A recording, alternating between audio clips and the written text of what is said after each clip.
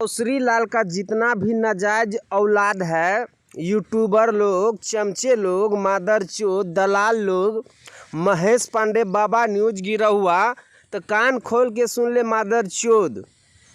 काहे कि power star Pawan Singh से तोहनी के जो दुश्मनी कर रहल बारे नु, पावर स्टार पवन सिंह के बारे में अनाप शनाप बक के तोहनी के एगो कहावत बा भोजपुरी इंडस्ट्री में कि मूस मोटइहें लोढ़ा होइए हाथी घोड़ा थोड़े ही हैं।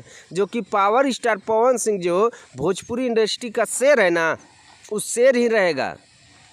और तुम्हारा बाप कुछ नहीं उखाड़ पाया तो मादरचोद तुम तीनों चारों मिल के क्या उखाड़ लेगा। महेश पांडे मादरचोद हो, चाहे बाबा न्यूज हो, चाहे गिरौहा भोंसरी वाले हो, तुम लोग जो ना पावर स्टार पवन सिंह का एक बाल भी बाका नहीं कर पाएगा। ये लिख के ले मादरचोद। तीनों मादरचोद सुन, पावर स्टार पवन सिंह के होली के गाना अभी भी ट्रेंड कर रहा बा। तेरा बाप के पछवाड़ा में उतना दम नहीं है। और हमारे पावर स्टार पवन सिंह का एक टीजर को लॉन्च किया गया था, याद आती नहीं, वो भी ट्रेंड कर रहा है, ट्रेंडिंग नंबर 5-6 पे ट्रेंड कर रहा है।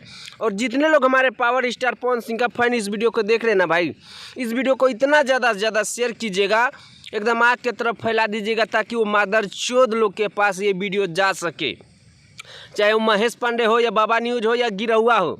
तो भाई आप लोग का हम ज़्यादा टाइम नहीं लेंगे, मिलते हैं आप लोगों से नेक्स्ट वीडियो में। और अगर आप लोग हमारे पावर स्टार पवन सिंह का फ़ैन है तो इस वीडियो को ज़्यादा से ज़्यादा शेयर कर दीजिएगा। अगर आप लोग हमारे चैनल पे नए हैं तो चैनल को सब्सक्राइब करके जुड़ जाइएगा ताकि हम पावर स्टार पवन सिंह के बारे में हमेशा वीडियो बनाते रहते हैं। मिलते हैं आप लोगों से नेक्स्ट वीडियो में।